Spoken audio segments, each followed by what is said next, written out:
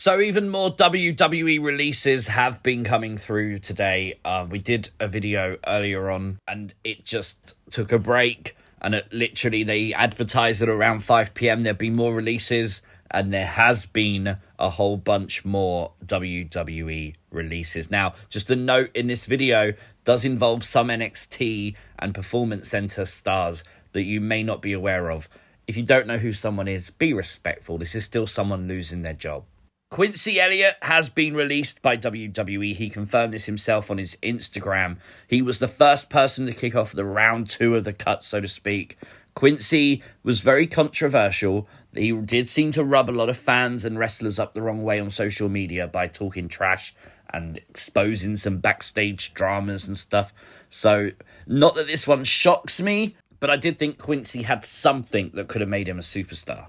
Bryson Montana, someone who I've actually been watching a lot of Level Up recently, and I thought this guy was going to blast into WWE scene and just take it by storm. The talent, man, is through the roof. If you've never watched one of his matches, I would recommend you do, because I think he's going to be very big if he continues wrestling outside of WWE. Dana Brooke has been released. This one quite shocked me, actually, because I thought Dana had been sent back to NXT, and you were seeing this heel turn coming from her.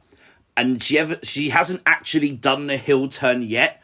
And I kind of felt like when these releases were happening earlier, everyone has thoughts on who could be. I saw a lot of people saying about Dana, and I just thought, no, they're going to at least allow her to do the heel turn, see if that was successful.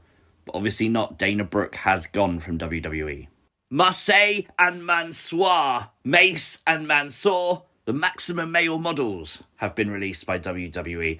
This one shocked me too. These guys were super entertaining.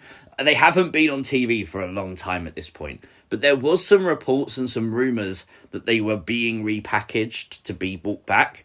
Whether it was as a tag team, we have no idea, but WWE deciding to cut ties.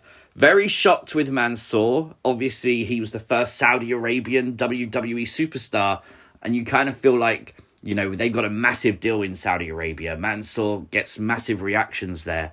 You kind of think they could do more for Mansoor to get him to a level where he would be a bigger name.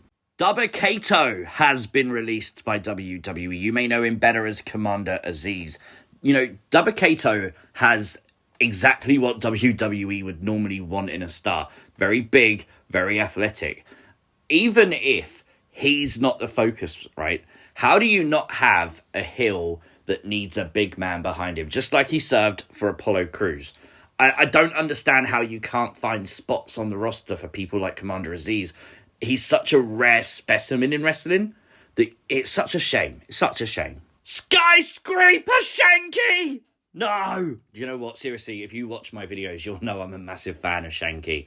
Genuinely massive fan. I think what he was doing was so good. Yes, he's been off of TV for a while. Obviously, he returned. He faced Gunther very recently at a live event in India.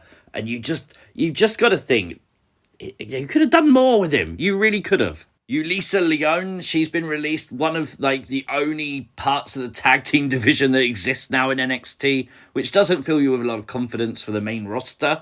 Women's tag belts, if they're not developing women's tag teams in NXT. Daniel McArthur, I assume he was part of the Neil Project. Obviously, we haven't seen him on TV, I don't believe, but a former NCAA champion who was signed to WWE just last year has been released. At the moment of me finishing this video, it does seem to have finished at the moment. Obviously, a lot of the wrestlers actually announced this themselves. So we don't know if there's a few more that haven't announced their departure yet. This is really, really, really suckish. It's a horrible day for a wrestling fan. We know the news about Vince coming back, the whole Endeavor takeover with now TKO. There's a lot of rumors that Vince could actually be on his way out of that company. It's going to be a very interesting couple of weeks. Obviously, this is a WWE as we've never seen it before. A WWE under new management with a whole new vision of what they want. And it's going to take a while to get used to, I guess.